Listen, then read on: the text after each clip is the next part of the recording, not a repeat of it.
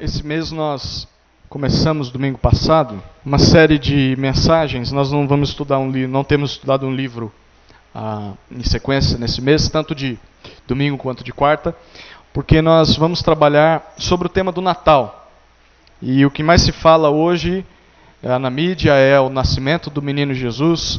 Nós vamos ver filmes sobre isso passando, ou Papai Noel, né? Presente, enfim. Mas o nosso objetivo é responder a pergunta: por que Jesus Cristo nasceu? Por que ele veio a esse mundo? Por que o Natal? E por que nessa data nós lembramos do nascimento de Cristo? Semana passada nós estudamos a respeito da necessidade que o mundo precisava de um Salvador. Nós olhamos em Romanos capítulo 1 como o homem sozinho está debaixo da ira de Deus, por causa da sua natureza pecaminosa. Quarta-feira nós estudamos sobre o texto de Isaías, capítulo 53, trabalhando acerca do servo do Senhor. Ele viria para tomar sobre si o castigo do pecado dos homens. E hoje nós vamos estudar sobre a identidade de Jesus. Uma vez que ele veio, o texto que nós vamos estudar vai mostrar como isso funcionou na prática. O texto é Marcos, capítulo 2. Evangelho de Jesus Cristo, segundo Marcos, capítulo 2, versículos de 1. Hoje nós vamos tentar estudar até o versículo 12. Alguns dias depois, Jesus entrou outra vez em Cafarnaum. E souberam que ele estava em casa. Muitas pessoas reuniram-se ali, a ponto de não haver lugar, nem mesmo diante da porta. E ele lhes anunciava a palavra. Então chegaram alguns homens, trazendo-lhe um paralítico, carregado por 4 deles. Impedidos de aproximar-se dele por causa da multidão, removeram parte da cobertura da casa, abrindo passagem pelo teto, acima do lugar em que Jesus estava. Então baixaram a maca em que o paralítico estava deitado. Vendo-lhes a fé, Jesus disse ao paralítico: Filho, os teus pecados estão perdoados. Estavam sentados ali alguns escribas, que pensavam no coração: por que esse homem fala dessa maneira? Ele está blasfemando. Quem pode perdoar pecados, senão um só, que é Deus? Mas Jesus logo percebeu em seu espírito que eles pensavam assim no íntimo e perguntou-lhes: por que pensais desse modo no coração? O que é mais fácil dizer ao paralítico: os teus pecados estão perdoados? Ou levanta-te, toma a tua maca e anda? Mas para que saibais que o Filho do Homem tem autoridade para perdoar pecados na terra, disse ao paralítico: eu te digo, levanta-te, toma a tua maca e vai para casa. Então ele se levantou e, pegando logo a maca, saiu à vista de todos, de modo que todos ficaram maravilhados e glorificavam a Deus, dizendo: nunca vimos coisa igual. Cada vez mais nós vemos pessoas se intitulando cristãs. Ou, como a palavra está na moda, né? Evangélicas.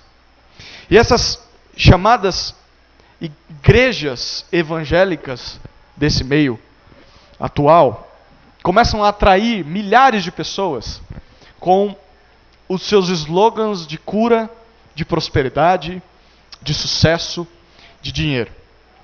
Isso tem levado muitas pessoas a buscarem a Jesus por 2 motivos principais.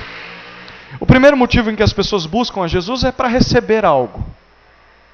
Então, são pessoas que procuram a igreja ou a Deus em busca de cura, ou em busca de prosperidade financeira, talvez restauração no casamento, talvez busca por felicidade ou algum outro tipo de bênção, eles chamam. São pessoas que talvez chegaram no fundo do poço e elas não têm mais para onde correr e elas recorrem a Deus. Mas normalmente quando essas pessoas se aproximam de Deus para receber algo, e recebem esse algo de Deus, elas acabam deixando Deus de lado como era antigamente. São pessoas que tratam Deus como uma espécie de step de carro. Ele está lá, você não se importa muito com ele, mas quando o pneu fura, você precisa usá-lo. Mas quando você troca, o primeiro posto em que você para, você restaura o pneu furado e volta o step para trás do carro. Pessoas que tratam Deus como se fosse um step. Ele funciona só em momentos de dificuldade, mas não durante todo o tempo. Mas por incrível que pareça, não há pessoas que só buscam Jesus para receber algo. O segundo maior motivo das pessoas procurarem esses tipos de igrejas é para oferecer algo para Deus. Por exemplo, dar o seu dinheiro, ou fazer boas obras, ou ter uma vida de religiosidade, em que você veste o paletó e você é mais espiritual porque faz isso. Talvez para ajudar alguém pobre na comunidade, dar sopa para mendigos, enfim. São pessoas que se aproximam de Deus agora com as mãos cheias de presentes, na expectativa de que Deus receba elas de braços abertos. São pessoas que acham que podem ser aceitas por Deus pelas coisas boas que fazem. E alguns chegam até a dizer, e se não falam com a sua boca, falam com suas atitudes. A seguinte frase: Deus teve muita sorte de eu ter aparecido na vida dele. O que seria de Deus sem mim? Normalmente essas pessoas têm a tendência de julgar as outras por seus pecados e por suas falhas e contar vantagens sobre todos, baseadas nas suas boas atitudes. Eles dizem, se não agir como eu, não é crente. Deus não se agrada. Legalistas. A passagem que nós lemos trata desses dois problemas e como Jesus reagiu a cada um deles. Como ele responde a pessoas que o buscam só para receber coisas, e como ele reage a pessoas que acham que podem oferecer algo a Deus, ou que são boas o suficiente. O livro de Marcos ele foi escrito para mostrar que Jesus é o Cristo, ou seja, ele é o Messias, aquele representante autorizado de Deus no mundo, e que ele é o Filho de Deus. Ou seja, não só é o representante de Deus, mas ele é o próprio Deus no mundo. E até agora, nesse livro de Marcos, no capítulo 1, o evangelista ele descreve como Jesus começou o ministério dele, qual que era a prioridade de Cristo. Ele tinha poder para curar enfermos, para expulsar demônios das pessoas, mas a tarefa principal de Jesus era pregar sobre o reino de Deus. E esse reino que ele veio trazer ao mundo. E ao invés de escolher popularidade entre as multidões, Jesus escolhia solitude com Deus em oração em lugares secretos. E ao invés de ficar só curando, só expelindo demônios, Jesus preferia pregar para as pessoas. E a mensagem de Jesus é descrita no capítulo 1, versículo 15. Olha o que ele dizia. A pregação de Jesus, no capítulo 1, versículo 15, dizia: Jesus pregando o evangelho de Deus e dizendo: completou-se o tempo e o reino de Deus está próximo. Olha a mensagem principal da pregação de Jesus: arrependei-vos e crede no evangelho. Jesus começou a ser seguido pelas pessoas, a sua popularidade aumentava. Só que algo começa a acontecer no capítulo 2. Ele começa a enfrentar oposição e algumas pessoas aparecem em cena para confrontar ele. E Marcos, quando escreve esse evangelho, provavelmente ele está se preocupando em mostrar que o ministério de Jesus não é só bênção e popularidade, como muitos dizem por aí, mas também é um ministério de perseguição e de incredulidade. E a vida cristã também é assim. Por um lado, nós podemos ser abençoados com a mensagem de Jesus Cristo, mas por outro, nós não podemos nos esquecer dos sofrimentos que essa mensagem pode nos causar.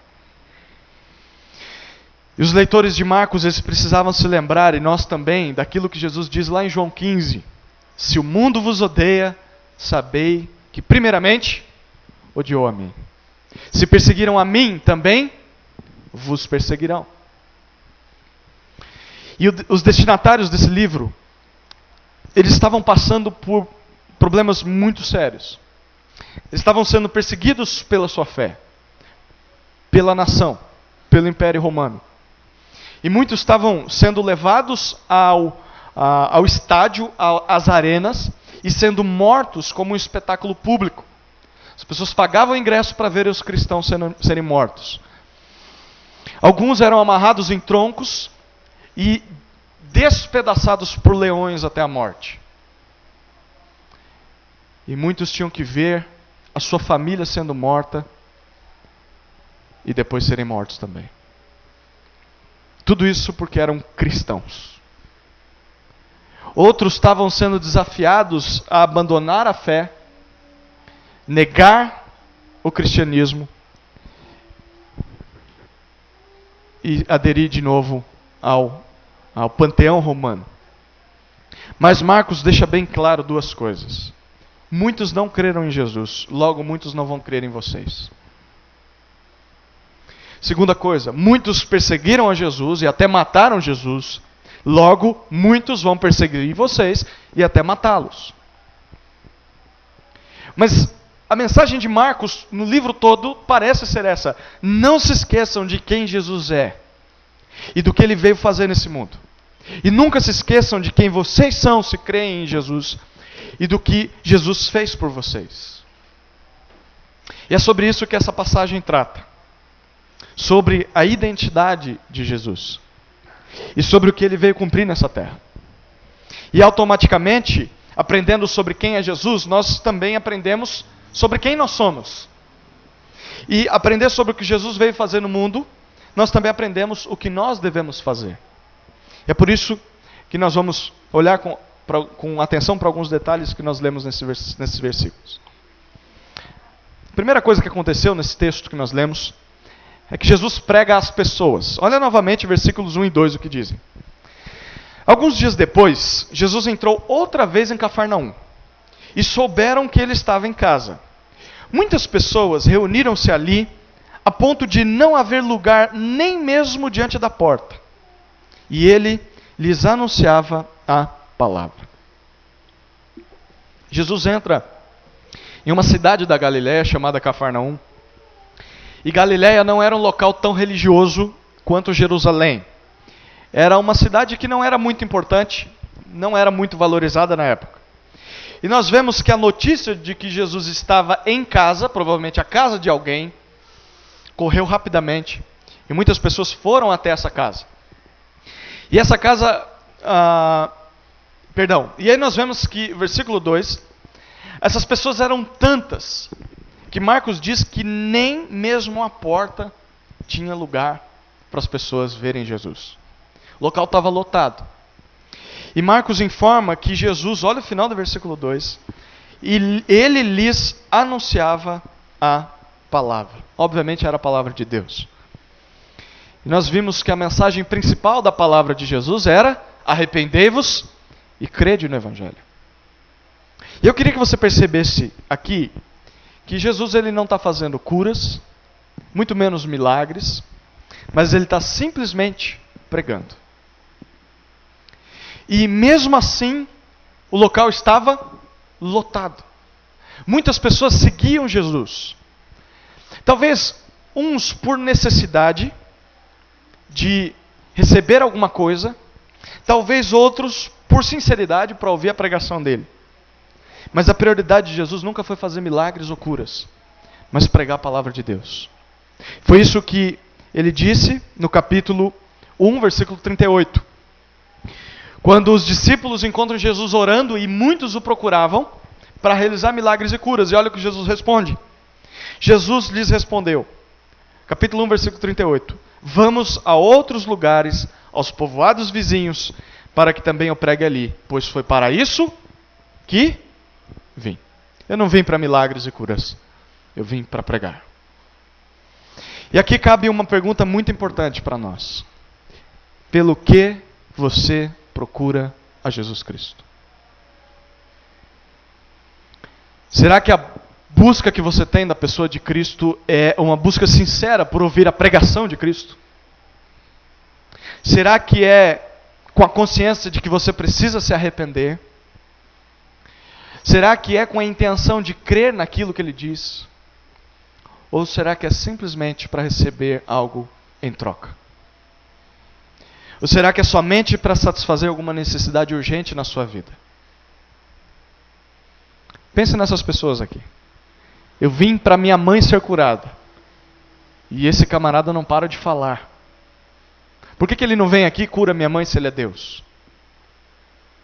Muitas vezes as pessoas se frustram porque buscam a igreja ou buscam Jesus só por curas, por milagres. E quando não recebem, mas recebem a pregação de Jesus, da palavra de Jesus, elas vão embora. A prioridade de Jesus era pregar e não era curar. E a nossa busca por Jesus deve ser ouvir a Jesus e não apenas receber coisas de Jesus.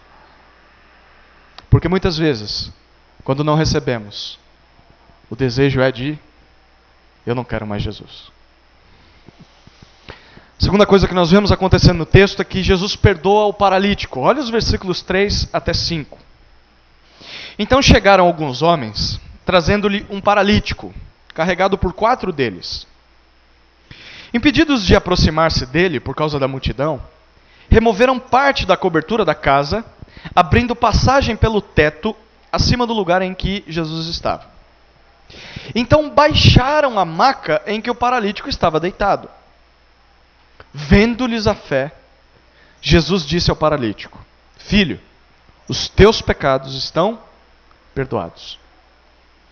Marcos conta para nós a ação de alguns homens. Um grupo de pessoas foi até Jesus levando um paralítico. O que nós sabemos desse homem, pelo menos, é que ele não poderia andar. Ele não conseguia andar porque ele era carregado por 4 homens daquele grupo. E ele chega numa maca, mas lembra, esses homens foram impedidos de entrar na casa. E por que eles foram impedidos de entrar na casa? Tinha lugar na casa? Não tinha espaço para eles. E aí o que eles fizeram? Eles tiveram uma bela de uma ideia. Eles descobriram o telhado, literalmente. Descobriram uma opção de entrar na casa e descobriram o telhado. Bem aonde Jesus estava. E naquela época o telhado ele era diferente, e até hoje é diferente do nosso telhado aqui no Ocidente. O telhado ele tinha uma base de vigas de madeiras que faziam entrelaçadas, que faziam como uma malha em cima. E por essa grade ou essa malha, as pessoas colocavam placas de madeira, outras cobriam com palha, com barro ou qualquer outro tipo de cobertura. Então, para tirar as coisas do telhado era fácil, se tirava essas placas e ficavam os espaços entre essa grade. Mas eu quero que você imagine o sacrifício desses homens aqui. Imagine primeiro para subir no telhado, levando um paralítico numa maca. 4 homens para subir esse camarada no telhado. Segundo, o sacrifício para abrir o telhado bem onde Jesus estava. Talvez uma casa um pouco grande, onde Jesus está. E o sacrifício de achar onde Jesus estava. E o terceiro sacrifício é descer esse homem pelas cordas, no leito, até o chão da casa, bem onde Jesus estava. E esse homem está ali suspenso à frente de Jesus. E aí nós vemos no versículo 5 que Jesus tem 2 reações quando ele vê essa cena. Obviamente Jesus parou de pregar, né? Se nós estamos aqui, eu estou pregando para você, aparece alguém descendo do teto, no mínimo eu vou parar de pregar e olhar para isso. E aí a primeira reação de Jesus, olha o versículo 5. Jesus vê a fé deles. O texto diz, vendo-lhes a fé. A palavra fé aqui significa convicção, confiança, crença. De que algo ou alguém pode fazer aquilo que você está buscando. Por exemplo, quem gosta de jogar futebol? Temos uma. Aqui é só eu que gosto de jogar futebol. Então somos 2. Mas no futebol, pelo menos o Adilson assiste, né, futebol. Nós podemos ter... Ali joga também, né? Ali jogava. No futebol, Quando tem um lançamento e o jogador lança a bola na frente para o outro correr e chegar na bola, e a pessoa corre e alcança a bola, a expressão que se usa no futebol é que ele acreditou na jogada. Ele teve fé na jogada. E o que significa? Ele acreditou que aquele lançamento ia dar certo. Mas quando a pessoa não corre, e poderia ter chegado a tempo, as pessoas dizem, você não acreditou na jogada. Um outro exemplo de fé, então essa pessoa que corre até a bola e pega, talvez faz o gol, ou faz um lance bonito, ele acreditou, ele teve fé naquilo. Um outro exemplo para as donas de casa, quando donas de casa vão fazer uma receita, vão fazer um bolo com base na receita. Quando você pega aquela receita com cada um dos itens e a gramatura certinha de cada uma das coisas, e você coloca exatamente como está na receita, você precisa ter fé de que aquela receita vai dar certo. Não é isso que você faz? Você coloca lá e fala, agora vamos ver se o negócio vai dar certo. Também você está tendo fé. Você está acreditando, crendo, confiando que aquela receita está te falando a verdade. Todos nós temos fé. Todos nós. Todos nós confiamos em alguma coisa. Seja em coisas comuns do dia a dia, como eu citei aqui, seja em coisas mais profundas, como as coisas espirituais. E muitas pessoas, quando elas ouvem falar de Jesus, e provavelmente nós vamos ouvir isso agora na época de Natal, é o seguinte, mas eu tenho muita fé em Deus. Eu sou uma pessoa de fé. Todo mundo é uma pessoa de fé. Mas o problema não é o tamanho da sua fé, mas é onde você deposita essa fé. É em quem ou no que você confia. Por exemplo, eu gosto muito de usar essa ilustração, já usei aqui umas 50 vezes, vou usar mais uma vez.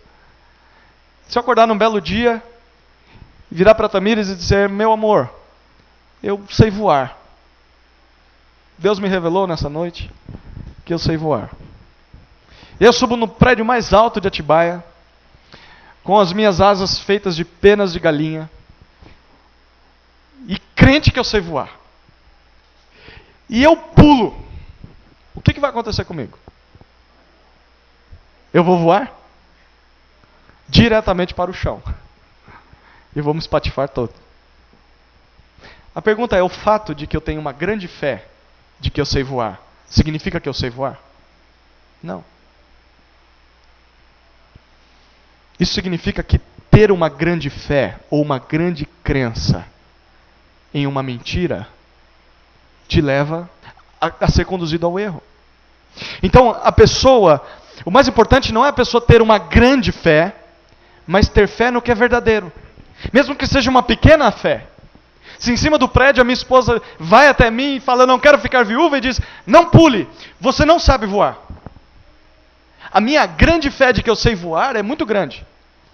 Mas, em algum momento me dá um lampejo de claridade e eu penso, será mesmo que eu não sei voar? Eu posso ter uma grande fé de que sei. Mas se eu depositar o pouco da minha fé na declaração da minha esposa, eu vou morrer? Pelo menos não espatifado lá embaixo, né? Não vou pular. É isso que acontece com o Evangelho. Você pode ter uma grande fé de que se você for uma boa pessoa, você vai poder ir para o céu. Mas se isso não é verdade, a sua fé é inútil. Ela não muda a realidade. Você pode ter, como as pessoas dizem, né, foco, força e fé. Mas se você não direciona isso para Jesus Cristo, de nada adianta.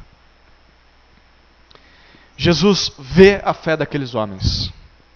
Jesus não vê o tamanho da fé deles, mas ele vê o objeto da fé deles.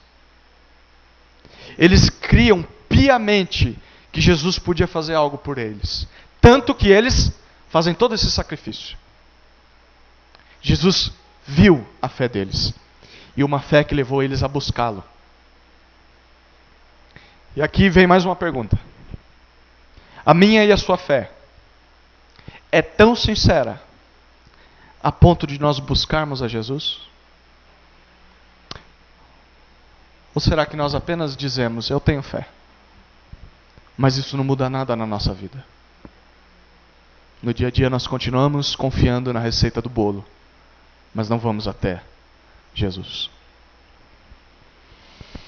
Fé verdadeira é fé no que é verdadeiro. E o único que é o caminho, a verdade e a vida é Jesus Cristo. A nossa fé deve estar baseada e depositada nele, no que ele diz e no que ele promete.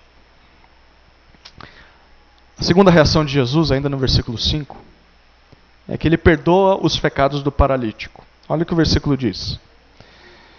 Filho, os teus pecados estão perdoados.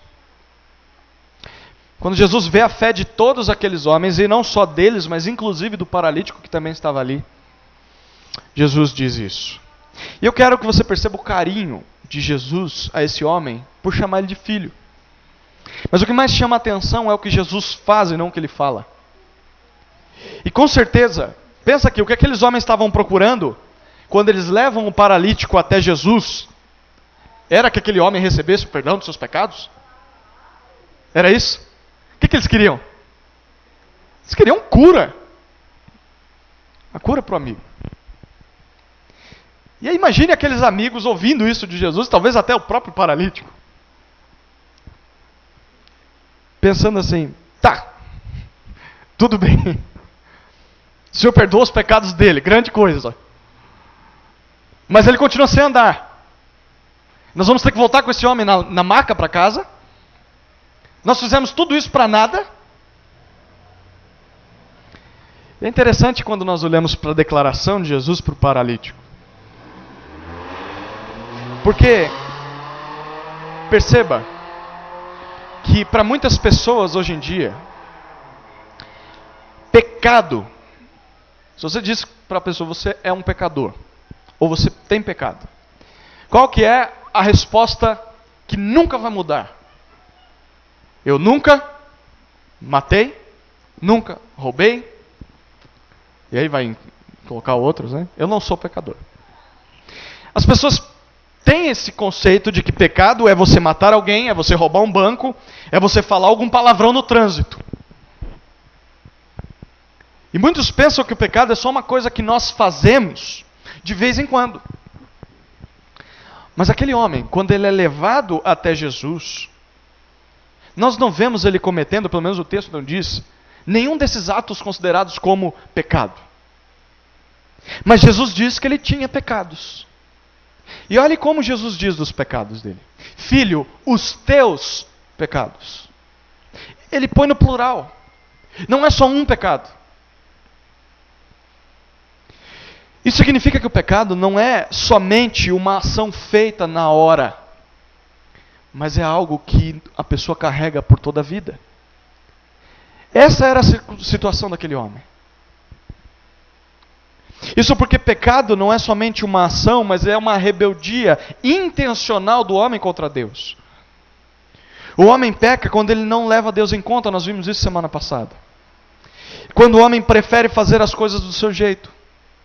Quando ele prefere ser Deus no lugar de Deus. E a Bíblia ensina que essa rebelião começou lá com Adão e Eva, nossos primeiros pais. E por isso todos nós já nascemos com a natureza pecaminosa. Ou seja, nós somos rebeldes por natureza. Por natureza nós não queremos nos submeter a Deus. E isso produz em nós atitudes de rebeldia. O ódio, a raiva, os maus pensamentos, os assassinatos, os palavrões, enfim. Sabe o que isso significa de maneira bem prática? Que o nosso problema é muito mais profundo do que apenas as nossas atitudes. O nosso problema reside dentro de nós. O pecado está em nós. E por isso, ele aparece através das nossas atitudes.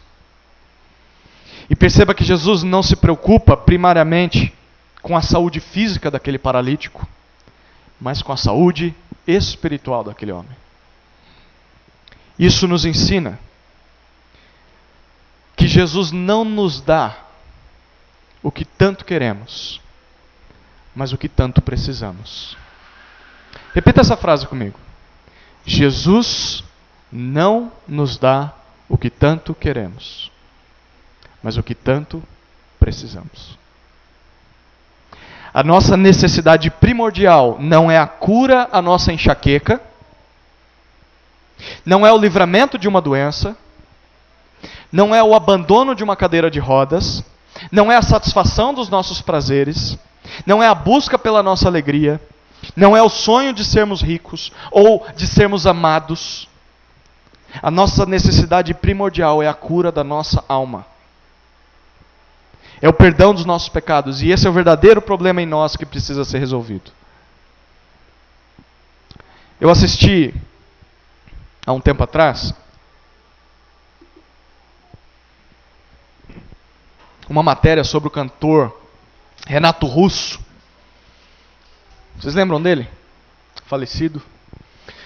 E no auge da popularidade, Renato Russo disse o seguinte para uma entrevistadora: eu achei que a fama e o dinheiro me trariam felicidade. Mas posso dizer que hoje eu tenho os dois, mas continuo infeliz. É isso que acontece com a maioria dos famosos. Eles lutam a vida toda para chegar no ponto mais alto da fama, sonhando em um dia serem satisfeitos e felizes. Mas quando eles chegam lá, o que acontece? Eles percebem que isso não os preenche. E muitos caem em depressão, muitos se entregam ao álcool e às drogas, até chegam a tirar a própria vida. Sabe por quê? Porque a satisfação verdadeira do homem não é a riqueza, não é a fama, não são bens, não é a saúde, não são os prazeres. A verdadeira satisfação do homem consiste em ser perdoado por Deus. O homem, na verdade, ele tem todos os seus desejos satisfeitos em Jesus, mas ele não sabe disso. Se você tem anseio por algo hoje, esse anseio só vai ser satisfeito quando você buscar a Jesus Cristo. Ao invés de parar de achar que sua satisfação vai ser feita quando você alcançar essas coisas. É por isso que Jesus mostra para esse homem que a cura para a paralisia dele não resolveria os seus problemas. Porque logo a alegria de ser curado da paralisia ia passar, como passa com muitos que são curados por aí. E aí ele ia ter outros problemas, os problemas que é ter a perna, que é andar por aí, ele ia se cansar. Talvez ele ia pisar em um prego. E logo a gratidão dele ia se tornar em murmuração em outras áreas. Mas mesmo no leito, mesmo com paralisia, aquele homem poderia ser plenamente satisfeito, tendo seus pecados perdoados. Ele seria verdadeiramente alegre tendo comunhão com Deus. E é isso que Jesus quer nos ensinar quando nós buscamos Ele com fé. Jesus mostra que o nosso problema não é físico, não é de saúde, não é de finanças, mas o nosso problema é de coração. E ainda bem que Jesus não nos dá o que nós queremos, mas o que nós tanto precisamos. Então, quando você buscar Jesus com fé, não se preocupe com o que Jesus pode te dar, mas com o que Ele quer fazer em você. E, primariamente, é perdoar os seus pecados. Isso é o que nós mais precisamos nessa vida. Tem uma frase que resume bem isso aqui, que é a seguinte: uma cura física pode prolongar a sua vida na terra, mas não te livra da condenação eterna. O perdão dos pecados pode não te livrar da morte física, mas te garante a vida eterna.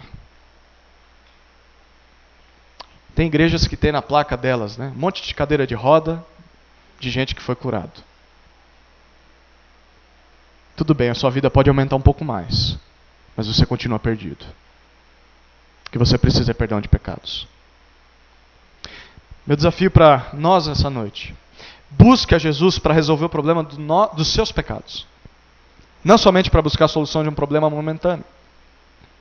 Então, ao invés de nós orarmos, Deus, hoje eu quero isso e mais isso, nós deveríamos orar: Deus, o que o Senhor quer perdoar hoje? Do que eu preciso me arrepender hoje? Perdão de pecados é do que nós mais precisamos.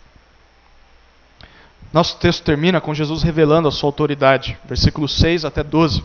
Nós vamos ler mais uma vez.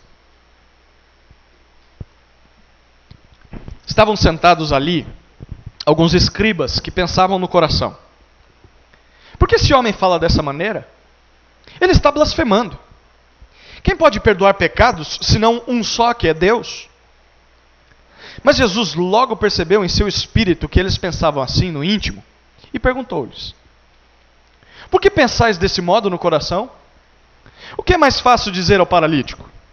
Os teus pecados estão perdoados? Ou levanta-te, toma a tua maca e anda? Mas para que saibais que o Filho do Homem tem autoridade para perdoar pecados na terra, disse ao paralítico: eu te digo, levanta-te, toma a tua maca e vai para casa. Então ele se levantou, e pegando logo a maca, saiu à vista de todos, de modo que todos ficaram maravilhados e glorificavam a Deus, dizendo: nunca vimos coisa igual. Bom, nós nunca vimos mesmo. Jesus revela sua autoridade nesse texto. Junto com as multidões, nós vemos que dentro da casa estavam sentados alguns escribas. E o escriba era alguém que entendia muito bem da lei de Moisés e do restante do Antigo Testamento. E eles passavam o dia estudando questões sobre a Bíblia e interpretavam a Bíblia e ensinavam a Bíblia para o povo de Deus. Ou seja, eles interpretavam o Antigo Testamento e traziam para as pessoas essa interpretação como se fosse a única correta. Mas nós podemos perceber que esses homens, eles não estão ali pelo mesmo motivo do restante da multidão. Porque o versículo 6 diz que eles pensavam em seus corações, e o 7 vai mostrar que na verdade eles estavam se questionando. Por que esse homem diz isso? Os teus pecados estão perdoados. Quem ele pensa que é para dizer isso? Isso é blasfêmia. Isso é calúnia. Ninguém pode perdoar pecados a não ser Deus. Só Deus poderia dizer isso. E perceba que esses homens, eles estavam ali para questionar Jesus. A intenção deles não era buscar sinceramente a Jesus, mas ver quem Jesus era.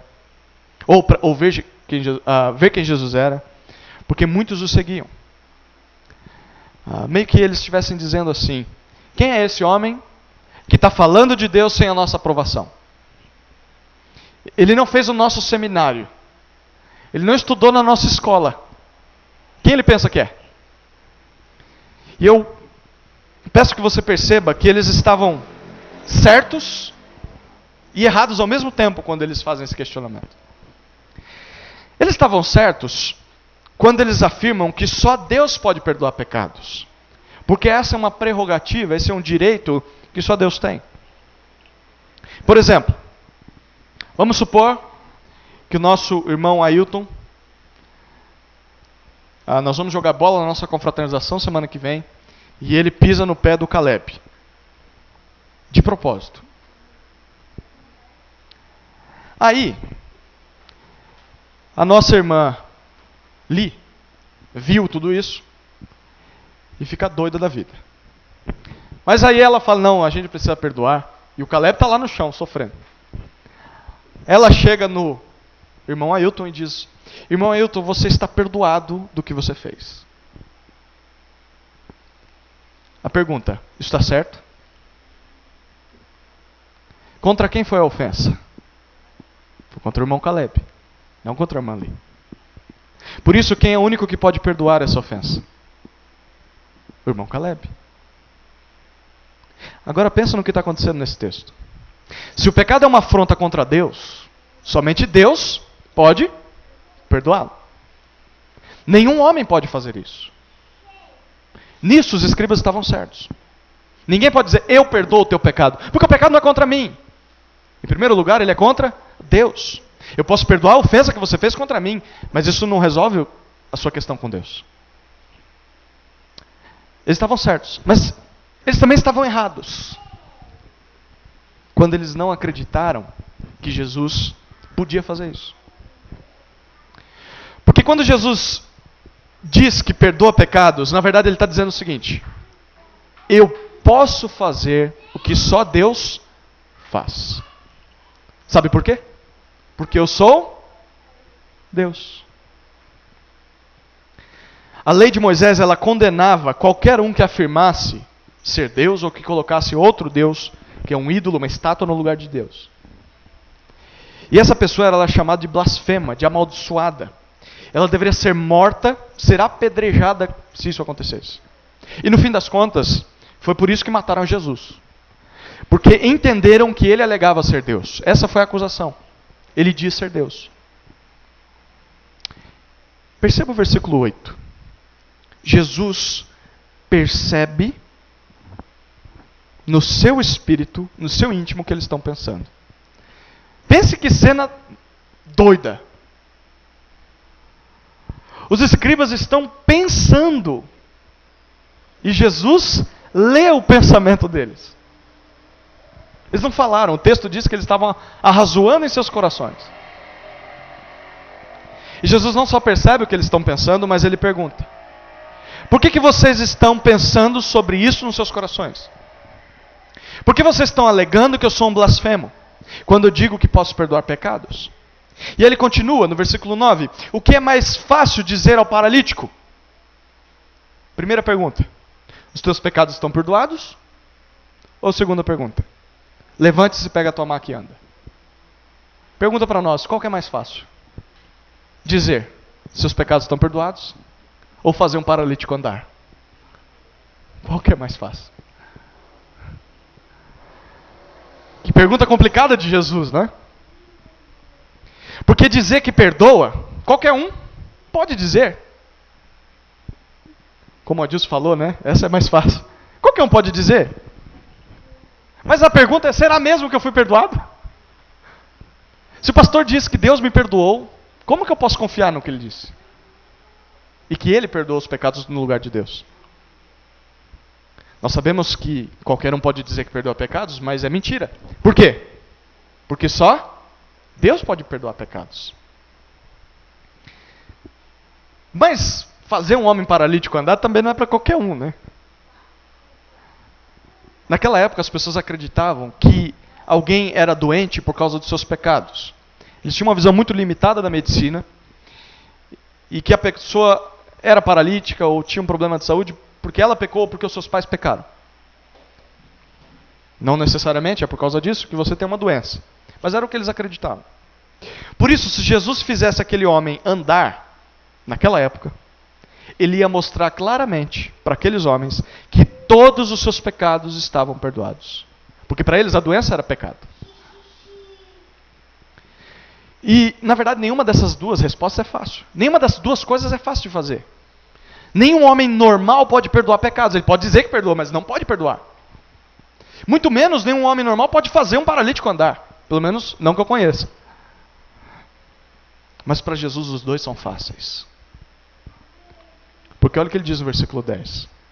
Para que vocês saibam que o Filho do Homem tem autoridade, tem poder, tem liberdade, tem permissão na terra para perdoar pecados.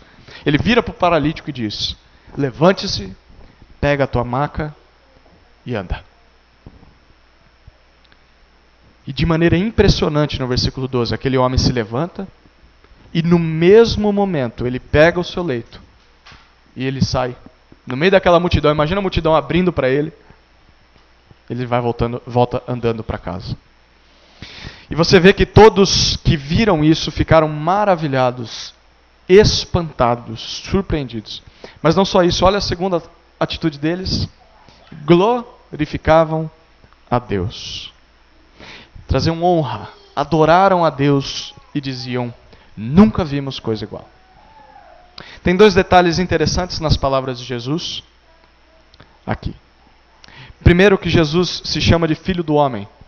E essa era uma expressão que os escribas conheciam muito bem. Filho do Homem era alguém que eles esperavam que Deus mandasse do céu para instalar o reino de Deus na terra. E Jesus diz que ele é esse homem enviado por Deus ao mundo. O segundo detalhe é que Jesus diz que na terra ele tem autoridade para perdoar pecados. Isso significa que qualquer um pode dizer o seguinte: vá em paz, eu perdoo o seu pecado contra Deus. Mas ninguém além de Jesus Cristo tem liberdade, tem autorização para fazer isso. Qualquer um pode dizer, mas ninguém é autorizado por Deus para fazer isso. Logo, Jesus é Deus na terra. E ele pode perdoar pecados. E eu quero concluir com duas aplicações para nós. A primeira é que nós vivemos num mundo cheio de religiões. Enquanto nós estamos falando aqui, você pode estar com a cabeça viajando em tantas outras que pregam coisas totalmente diferentes do que esse texto diz. E em resumo, religião, a palavra religião significa religar o que foi quebrado. E toda religião, ela vai assumir que tem algo de errado no mundo. Tem algo de errado nas pessoas. E isso impossibilita as pessoas de se relacionarem com uma força maior do universo, seja aquele que criou o universo, seja um poder superior ao nosso. E por isso, todas as religiões dizem que você deve fazer algo para se religar com essa força maior. Seja Deus, seja a natureza. Vamos chamar de Deus aqui em D minúsculo, tá? Todas as religiões vão dizer que você precisa fazer algo para religar isso. E aí o que as pessoas fazem? Elas sacrificam, talvez animais, bens, filhos, pessoas, a si mesmos, para apaziguar com seu Deus. Elas fazem caridade, elas fazem doações, elas tentam ser boazinhas, elas ajudam os necessitados, elas oram, elas jejuam, elas trazem oferendas, elas trazem presentes para Deus, ou para esse Deus delas. Mas tudo isso com a pretensão de serem aceitas por essa divindade, de serem perdoadas por ela. Tem outras pessoas que dizem que são os seus mestres humanos que são capazes de ligar as pessoas a Deus. E normalmente esses mestres são chamados de sacerdotes. Por exemplo, o islamismo, ele vai dizer que Maomé nos liga até Alá, que é o Deus do islamismo. O espiritismo vai dizer que o pai de santo é aquele que te liga com o mundo espiritual, ou a mãe de santo, ou seja o que for. O catolicismo romano, ele vai dizer que o papa, o padre ou os santos te ligam a Deus. E todas as religiões dizem que essas pessoas podem religar você com Deus. Mas o cristianismo é diferente. Não é o homem indo até Deus, mas é Deus vindo até o homem. Não somos nós que tentamos fazer coisas para Deus, mas é Deus fazendo coisas por nós. A maior prova disso está em Jesus. E pensa que se o nosso pecado é contra Deus, somente Jesus poderia perdoar esse pecado. Somente Deus, poderia perdoar. E o que Deus faz? Ele envia o seu Filho. Ele envia Jesus, que é Deus encarnado, para que por meio dele nós pudéssemos ser perdoados. Isso significa que o único que tem a licença dada por Deus para perdoar pecados é Jesus Cristo. Não é o Papa, não é o padre, não é o santo, não é o sacerdote, ou nem mesmo o seu pastor. Ou não são as coisas boas que você faz que perdoam os seus pecados. Jesus é o homem autorizado por Deus para nos perdoar. É Ele quem nos liga a Deus. Mas Ele não só é autorizado por Deus para fazer isso, mas Ele também é o único capaz de fazer isso. Porque Ele é Deus na terra. Ele pode perdoar pecados, porque o nosso pecado também é contra Ele, porque Ele é Deus. A primeira lição e aplicação é por isso que se há alguém no mundo que pode perdoar pecados, esse alguém é Jesus Cristo e mais ninguém. Não adianta uma pessoa normal, igualzinha a eu e você, humana, falha, dizer que foi perdoado se você não pediu perdão por seus pecados à pessoa de Jesus Cristo. Você precisa saber que só Ele perdoa pecados. Porque só Ele pode fazer isso, porque Ele é Deus. Por isso o desafio é você pedir perdão dos seus pecados, senão você nunca vai ser perdoado. E se você nunca ser perdoado, você nunca vai ser aceito por Deus. Você pode ter uma vida perfeita nessa terra, você pode tentar ser bonzinho, ajudando os pobres, sendo religioso, mas se você não se arrepender dos seus pecados, e não ter os seus pecados perdoados por Jesus, isso de nada valerá. Aqueles escribas estavam dizendo que só Deus podia fazer o que Jesus alegava fazer.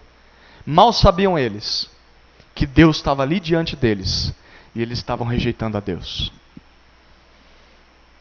E talvez você esteja diante de Deus e rejeitando a Deus. Diante de Cristo e rejeitando a Cristo. Você quer ser reconciliado com Deus? Saiba que Ele está diante de você nessa noite. Não sou eu, mas está nesse texto. É Jesus Cristo. Se você rejeita Jesus, você rejeita o próprio Deus. A segunda conclusão, segunda aplicação na nossa conclusão. é o ponto mais interessante nesse milagre de Jesus. Quando Jesus cura esse homem, todos ficam admirados e adoram. Mas admirados com quem? E adoram a quem? Olha o versículo 12. A quem eles glorificam? A Deus. Isso é fantástico. Tem muitas pessoas hoje, você vai concordar comigo, se chegar hoje e ligar a televisão, você vai ver isso, que dizem que fazem milagres e curas, e até parece que é verdade. À primeira vista, nossa! Mas no final, o que essas pessoas querem? Aplausos, adoração a si mesmos, números para suas igrejas, dinheiro para os seus ministérios, fama, sucesso, etc. Mas o verdadeiro milagre, uma verdadeira cura, aponta para Deus. A glória é somente de Deus e de mais ninguém. Quem nunca viu aquela faixa? Agradeço a fulano de tal pela graça alcançada. Só Deus pode fazer isso. Só Deus merece glória. Então, se o milagre não te leva a adorar a Deus, isso aqui é muito sério para você avaliar as igrejas que nós vemos por aí.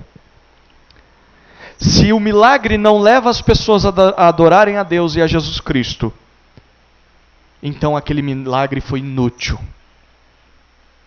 E nós podemos perguntar, será mesmo que foi Deus quem fez aquilo? Será que Deus faria algo para nós, para que nós atribuíssemos esse favor a homens? Será que Deus vai fazer algo e diz, agora adoro fulano ali? Será que Deus faz algo por nós para que nós adoremos pessoas? Não sei se você viu, ano passado houve a canonização da Madre Teresa de Calcutá.